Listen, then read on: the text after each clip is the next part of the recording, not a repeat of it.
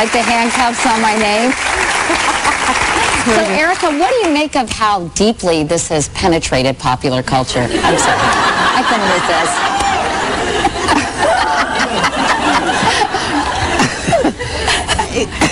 I'm lost for words. No, isn't it crazy when you see it? I know. I just, who would have thought? I mean, it's insane. I just sort of sit back and go, gee, really? I'm just watching that now. It just makes me think, my God, that's extraordinary. I didn't foresee all of this, and it's difficult to wrap my head around. A lot of people are wondering why this book has struck such a nerve in more ways than one. Let's ask the experts. Dr. Debbie Herbenik is a sexual health educator at the Kinsey Institute and author of Sex Made Easy. I'm going to have to get a copy of that. And Dr. Michelle Callahan is a psychologist and relationship expert.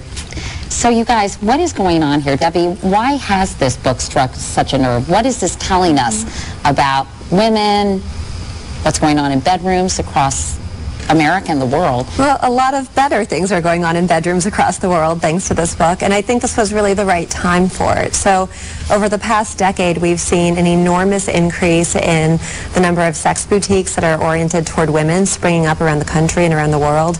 We've seen the mainstreaming of sex toys. They're available in drugstores, corner markets. We've seen advertisements for lubricants on network TV.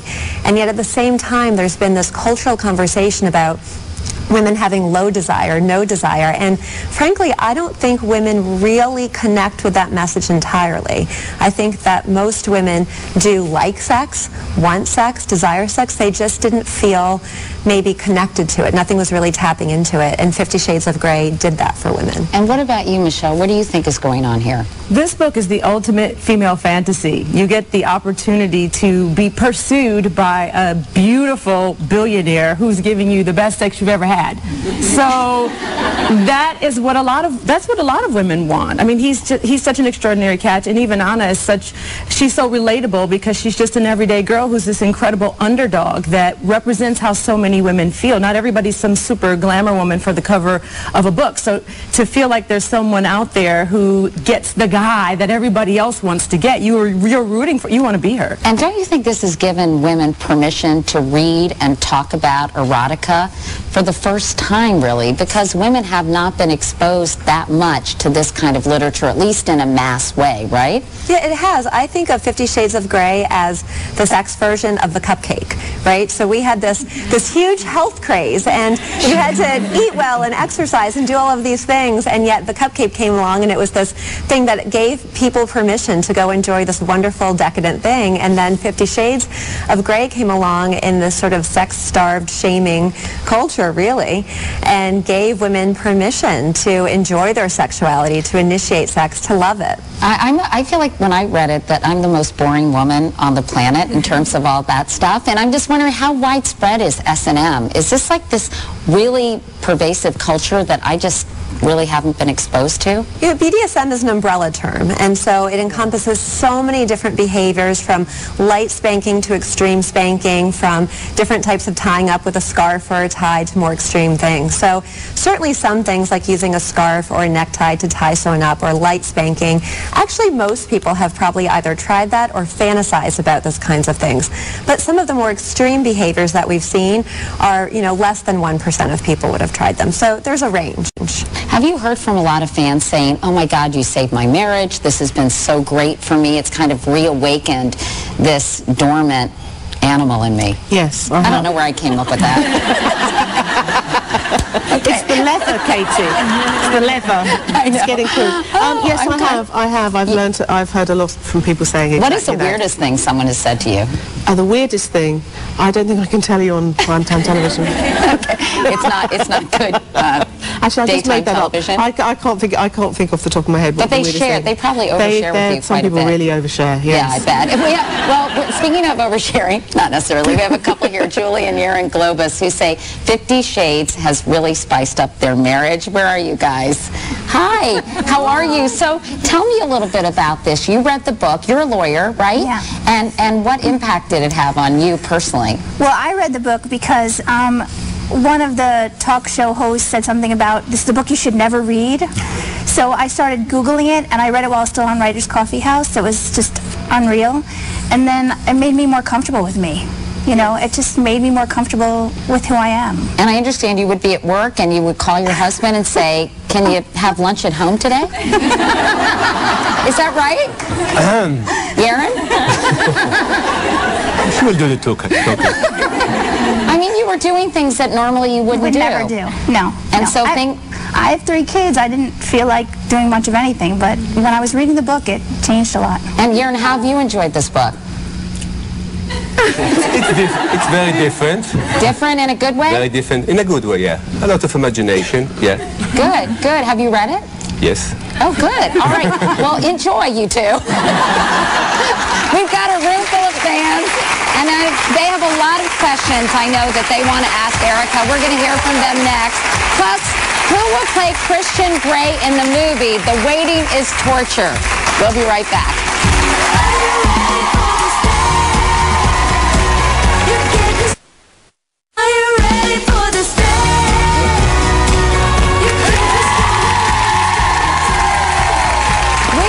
A web call at katiecouric.com to find out how these books have impacted readers' lives. First, we asked, do you think 50 Shades of Grey is a love story or just about sex? 92% said you thought it was a love story. 54% said reading 50 Shades has improved their sex lives. 69% said they would date a real-life Christian Grey. Duh. And a whopping 49% would consider an S&M relationship for someone they love. Alrighty then. Let's get to some fan questions. The first fan we have a question from is Helen. Hi, Helen. Hi, how are you? Nice to see you. Well, I read all 3 books, loved them all, and my favorite part was at the end when we got to hear Christian Grey's point of view. Oh, God. Are we going to hear something from Christian? I don't know. Maybe. I actually hold Random House responsible for this because they made me change it from outtakes to Shades of Christian. I just put it in there as an outtake.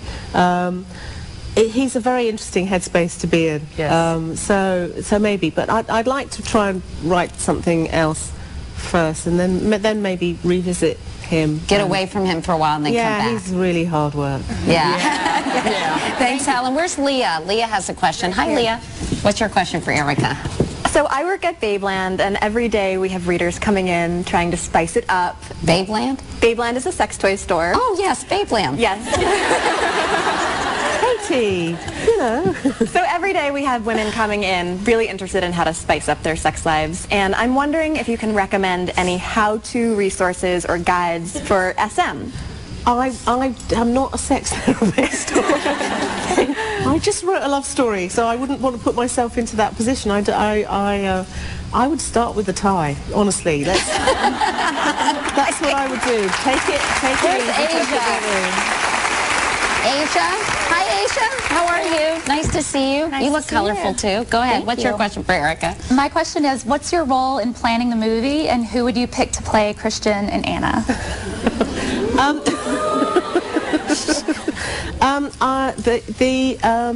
It's a sort of collaborative effort, but there's a studio, there's a production company, there's 2 producers, and at some point there's going to be a director. So I'm sure everybody will have an input into that. And I have, I think, 3 people who could play Christian, and about 4 people who could play Anna. And I'm not going to tell you any of them. Well, you know what? We figured, thank you very much, Asia. We figured that Erica would not be able to answer that question, but maybe the fans can. We asked our Facebook fans who they would like to see take on the roles of Anastasia Steele and Christian Grey, and we got flooded with feedback. For the character of Anna, Facebook fans nominated Emma Stone, Lucy Hale, Alexis Bledel, Amelia Clark, and Ashley Green. Our winner was Alexis Bledel by a landslide. So you go, Gilmore Girls. For the character of Christian Grey, Facebook fans nominated Ian Somerhalder, Ryan Gosling, Alexander Skarsgård, Henry Cavill, and Matt Bomer. It was a close call, but Ian Somerhalder was our winner. Interesting. So this is the trilogy husbands are actually going crazy for. We're going to find out what the men think of 50 Shades right after this.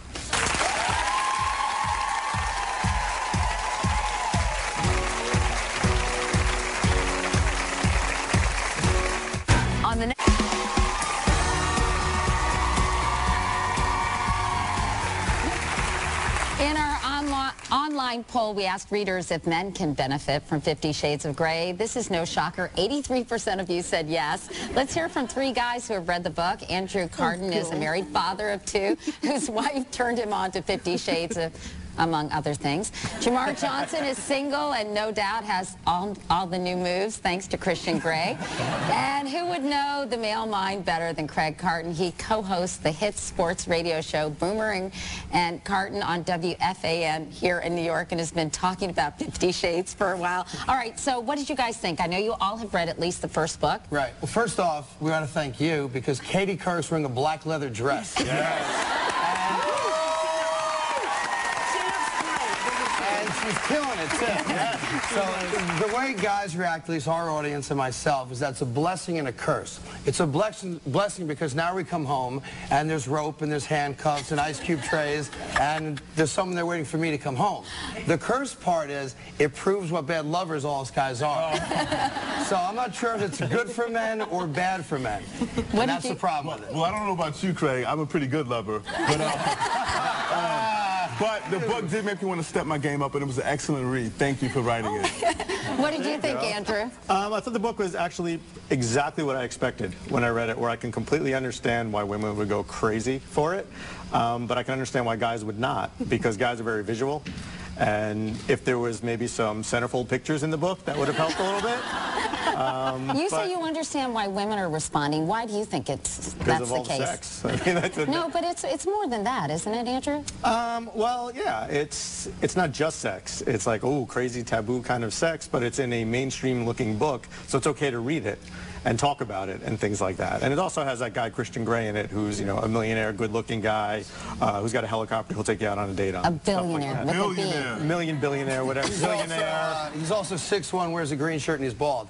But the other part is, and every woman in this audience, I'm not going to speak for Katie, loves the fantasy aspect of it, but as soon as your boyfriend or husband comes home from Home Depot and he's not waiting on the next hurricane, you're going to be like, are you nuts? I'm not doing that. You think? I think most women, it's like guys that used to read Penthouse Forum. We wait for, you know, the hot pizza girl to show up because we're going to get more than pizza, but the door never rings with that girl at the door. And we don't know if she showed up, but we would do it anyway.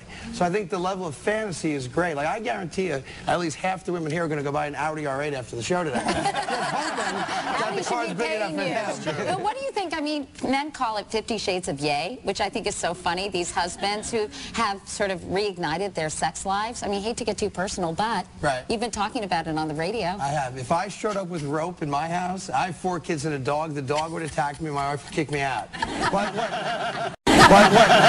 What it does, it literally proves that the average guy is either not good in bed or not satisfying his woman to the point where she could be satisfied. And that's what I learned from it. I'm lousy in bed. No, trust me, I am. I mean... Has it changed your sex life? I changed it. It's increased it, I would say. I guess that's a change for the positive. He was in the bathroom for a half hour before he came out. With my wife. All righty then. No, it has definitely increased it. It's not like we're using ropes and ice cube trays, as you admit, Greg. What I find as a single guy out there, when I meet women that have read the book, it opens dialogue. So now we're more willing to talk about some things that might be a little on the kinky side. So it has improved dialogue between men and women. Like what? Like what do you talk about? Well, we talk about, you know, places, where would you do it? We talk about the positions, what do you like? What's your pain threshold? Things like that. It's Hi. Do you like light biting? So instead of like saying, what's your sign, you say, hey, baby, what's your pain threshold? Exactly. Katie, what's yours? Okay. Anyhow. What about Christian? I mean, do you think he would even attract Anna unless he were a billionaire? I mean, let's say he's just like a guy working at Home Depot, and he would just be considered a freak and a stalker, right? Well, he'd be in jail, number one. I mean, there's that level of success, you know, money, celebrity, whatever it might be, where I think women and guys, too, would be more willing to do a certain thing with someone based on their level of success. Don't forget, also, she starts off as a virgin in the book, and this is her first ever, I know it's fake, but her first ever romantic or sexual experience is one that, you know, women who are very sexually active, you know, crave. So I would love to know what happens. I only read the first book, by the way, no offense. What happens when she's with a normal guy, the milkman? You know, and he's got problems and they're trying to pay the bills and he doesn't want to. It's your boy. No, but I mean, but the guy's money allows him to be more bold. If you're just a guy who lives in a studio and you're popping up at the girl's job, right, the only thing she's going to give you is a restraining order, right? That's it. And what do you think of all this, Erica, when you hear it? You're very quiet. But have you heard similar things from other men? I think it's not written for men. It's written for women. It's a fantasy for women. It's a fantasy man. He's extraordinary. He's incredibly competent in and out of the bedroom. He's, you know, but he is a fantasy guy. He's also very screwed up as well. I mean, seriously. 50 Shades. 50 Shades of screwed up. Yes. Yeah. And I used the wrong term there, but I can't use the right one. And I think that's what appeals to women is as you go through the books, you begin to understand why. And I think he's so attentive to her. I think that's one of the things that really, you know, women feel sort of taken for granted after a while, as their husbands do. I think it's just the focus on each other, which is, I think, exciting for women. We will start listening better and paying attention more. That's all you need to do, ever, is listen. And this is the other thing about it, which is a total positive. So tonight, Monday Night Football. So if a guy's watching the game, you guys have something to do as well, because you can reread the book and mark chapters. And what I find fascinating is seeing women just in random bookstores in New York City who keep notes in the book. The little page savers. Now, we all know what page you guys are going back to, right? Whether it's the first time they have their encounter or the second, but I find that fascinating that you actually fold over a corner and go reread certain pages. And give it to your husband or your partner. If you say it that way, Katie, that's fine. Well, guys, thank you. It took some guts, and it's taking a lot of guts to talk about this on sports radio, because you are being mocked endlessly about it. But the good news is that I got a date with Katie out of it for next week in football, so it'll all work out fine. And I'm going to go. Thank you. All right, we'll be right back. And we're back with Erica Leonard, a.k.a. E.L. James. Hey, how you doing there? I'm still here. You're still here? That's good. So, you know, I wondered how you have dealt with the criticism, because, of course, you've sold 30 million plus books, and yet not everybody's a fan. And if you read the criticism, some people say this book is very abusive towards women, demeaning to women. And you have some pretty strong thoughts about that. Well, I think, I mean, I think I don't think they are, full stop. I don't think they're that way at all. Everything that happens in them is safe, sane and consensual. And people who think that are sort of demonising women who actually enjoy these kind of relationships as well, which are, you know, perfectly valid. What people get up to behind closed doors, provided it's safe, sane, consensual, legal, is completely up to them. And it's not for you, for anybody to judge. You say this does a disservice to women who are actually abused, in your opinion? Absolutely, completely. I mean, it's a very, very different thing to actually be in a domestic abusive relationship. And other people, Erica, have criticized the writing, saying it's not well written and sort of really, you know, been tough on you for the prose and all that. And what's your reaction to that? Well, I don't read it generally, all of the criticism, and I just think, well, look, I've sold lots of books, so somebody likes it, and you know, I know that I can put you in a room with two people and you'll know exactly how they're feeling. So I think that's good. I think for me, primarily, I can't own anybody's response. I wrote the books for me, really. It's my fantasy, what have you. I fess up now. And it's great if people like it, and if people don't like it, then that's fine. You know, it's just one of those things that you have to learn to deal with. And it's interesting, people criticising it. The thing is written, it's out. There's not going to go and change it. So that always strikes me as odd. But generally, I sort of ignore it all. It's just noise. There's so much noise surrounding these books. It's extraordinary. And what kind of advice would you give to women who want to self-publish, who want to kind of come up with a story like this and put it out there and see what the response is and hopefully end up selling 30+ million copies? I would say my advice is write for yourself. That's it. Just write for you and write every day. How much pressure does this put on you now for your next novel? Yeah, follow that, Erica. I'm thinking... How are you going to follow this? I have no idea. I mean, I'd like to rewrite the first two books that I wrote. I've got ideas for about 5 other stories of people clamoring to be heard in my head. So a lot of people in my head. Are these people as erotic as Christian? There's a couple of erotic, about 4 erotic. Well, ideas. We'll be waiting, and we'll be right back.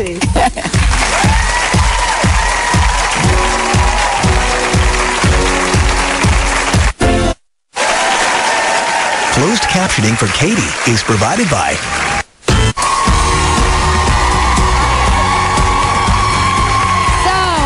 how was it? I know you were nervous and hesitant to come on. Was it painful? And is that a good thing? That's a weird question to ask you. It wasn't painful in the right way, you know what I mean? So. Yeah. Did you have some fun? It was very good fun. Thank you very much. Well, indeed. thank you so much for coming. We're so grateful and all big fans of yours, and best of luck with everything. And I'm excited about the movie, too. Are you? Yeah, really excited. Yeah. Well, thank you. As well. Ladies and gentlemen, Erica Leonard.